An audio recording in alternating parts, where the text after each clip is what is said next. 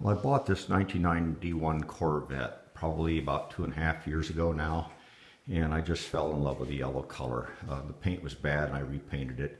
I've done a lot of work on the car. There's not much left to do, but it does have what's called an FX3 suspension system in it. And that had been decommissioned by whoever owned the car before me. So I'm working through that now, starting to figure out what's going on with that. And there's several parts to an FX3 system. And one is the control module, and it's in a compartment behind the driver. And after you take out the insulation and all the other stuff, what you find down there is the anti-lock braking system, and then over in a corner is the module. So the module may be bad. Another part of the FX3 system is the control button right there between the seats, and it's just a simple switch. Another part of the FX3 system are the shock absorber actuators and the shock absorbers. Whoever owned this car before me had taken out the adjustable shock absorbers and tie wrapped the actuators to the sides of the car. And as far as I can tell, they're still okay. That's good because they're about $300 to $400 a piece if you can even find them. I was looking on eBay one night, and Sean at Corvette Nuts had a FX3 repair kit that he was trying to sell, and I think he wanted $600 for it. So in that kit that I bought, I got a new module. I got 4 actuators. The front and the rear are actually about the same. It's just that the rear actuators have a longer pigtail on them as well. So I got the actuators. And I got 4 used shock absorbers. Now, if you were to go buy all of these parts, you'd be looking at about $900 worth of new shock absorbers, if you could even find them.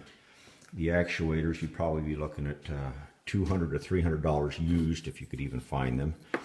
And the module, don't know exactly what that would cost, but I have an idea to be able to find all these parts new. You'd be looking at somewhere between $2,000 and $2,500. So I'm getting ready to try to install those on the car and hopefully bring this FX3 suspension system back. Whenever the Corvette manual talks about the ALDL, they're talking about the assembly line diagnostic link, and that's in the right side of the car underneath your right knee. And hopefully you can see it. So there it is right there, and I've got it grounded. Pins A and C. So I got in the car and turned the ignition switch on, and I should see the codes. And there's confusion in my mind about whether or not it's supposed to be up here on the speedometer area or over here in the driver's information center. And I think it's supposed to be over in the driver's information center. But I also suspect that whoever decommissioned this system probably took the bulb out of that, so I may have to get into that area and replace that bulb. Either way, I don't have any codes that I'm reading. So I tried reading the codes, couldn't find anything. So on the factory service manual it says that the diagnostic code cannot be entered. Not even code 12, refer directly to chart 5. So that's what I'm getting ready to do now. So all of these charts are in the electrical 8A section of the factory service manual. We've got chart 1, chart 2, 3, 4, chart 5 is where I'll start to do the work then to diagnose the FX3 system. Before you do anything else to troubleshoot an FX3 system, you want to make sure that the control module and all the electrical parts are working okay. And the way you do that is you have somebody sit in the car with the ignition off, and then they're going to turn the key to the on position, not the start position, and then you're going to see if this gear inside the actuator moves. Okay, Vicky, go ahead and turn it on. Yeah, now you can see that that gear moved inside this left front actuator. So we know that the module's good. Have you got it off, Vicky? Yeah. Okay. Now we're over on the right side, and when you look at this actuator, you can see all this tape and stuff wrapped around it. Kind of makes you suspect right off the start. Okay, Vicky, go ahead and turn it on. Okay, so the gear's not moving in the right front actuator, so that tells me that this probably is a defective part, needs to be replaced. Pretty easy to do. There's just a connector right down in here that you connect the new one too. Another thing that test tells me is that somebody, whoever owned this car before me, probably took the bulb out of the driver's information center that deals with the selective ride control. So I'm going to have to get inside of here and check that bulb out.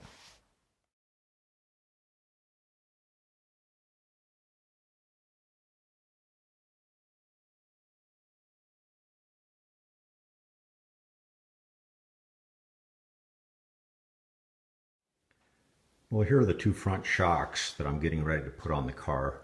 They're Bilstein shock absorbers. They cost about $220 a piece new if you can find them. They can be rebuilt by Bilstein if you'd like to do that as well.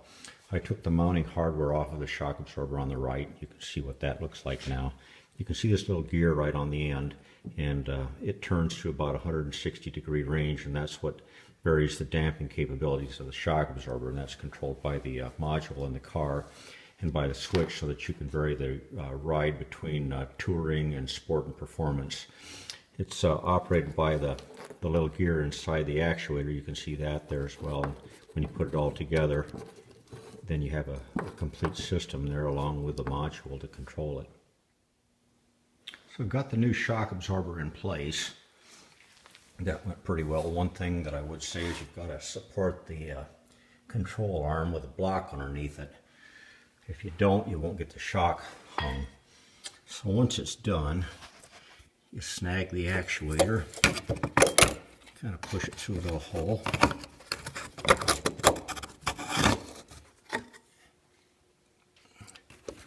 And pull it down. The orientation's about right then. Sorry for the shaky video, but I'm the mechanic and the cinematographer both. You take this little clip, and there's three little slots on the side there. I think you can see it, and I'll turn off the camera and I'll slide the clip into place, and the left front side is done.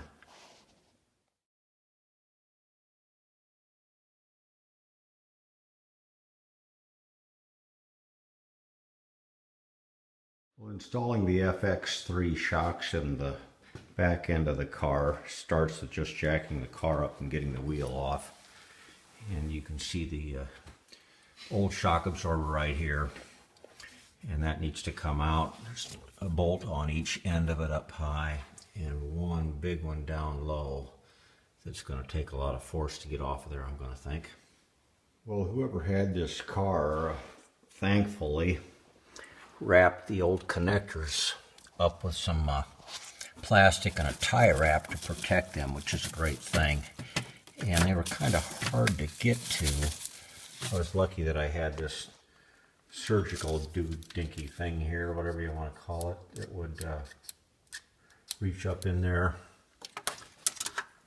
go through the hole and grab it and pull it back out of there. So I'm getting ready to connect the new actuator and test it out. So here's the left rear actuator that I got used from Corvette nuts, and that was a really good deal buying stuff from them. I ended up using 3 out of the 4 actuators and all 4 shocks. I've got left over 1 actuator and a module, all for $600. So this piece connects right up here. I can do it one-handed or not. Probably going to put the camera down and finish the electrical connection that way. Okay, so I've got the last actuator installed, the left rear actuator. Vicky's going to turn the key to the on position. We're going to check the wiring and see if the gear moves. Okay, Vicky, go ahead and turn it on. Success! All right, thanks. So the actuator now is connected to the top of the shock, and the little clip is in place right there. And we're just ready to lift the whole assembly up into the hole up in the frame and attach it to the car. You like the color of these Bilstein shocks. I think you can see why.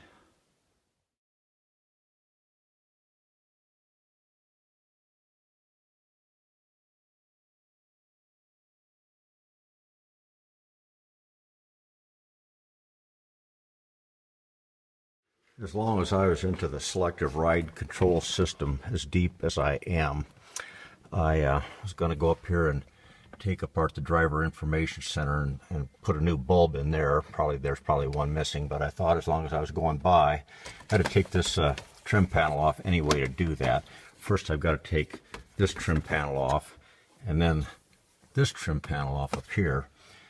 But I took the screws out of the selective ride control, popped it loose, and lo and behold, whoever had this car before me just totally disconnected the wiring to the switch. So I'm glad that I took that apart. There's the connector right there, so I'll connect the switch back up again as well.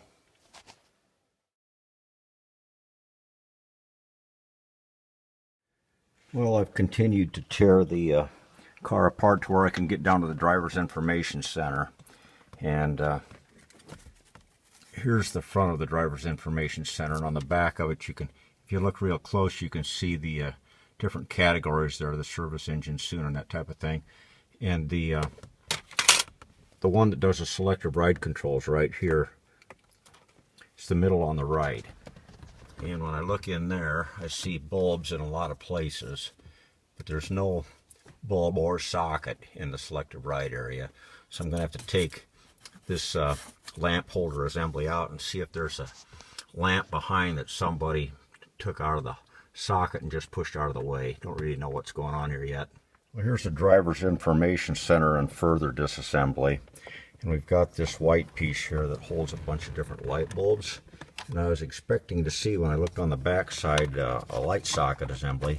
But what's really back there, I don't know if you can see it or not very well, is a printed circuit board. And it's got these little gray things are twist-in sockets that connect with the copper tracings on the printed circuit board. And I'm supposed to have one right here for the service ride control, and it's missing. So I'm probably going to try to find one from a salvage yard to solve that problem.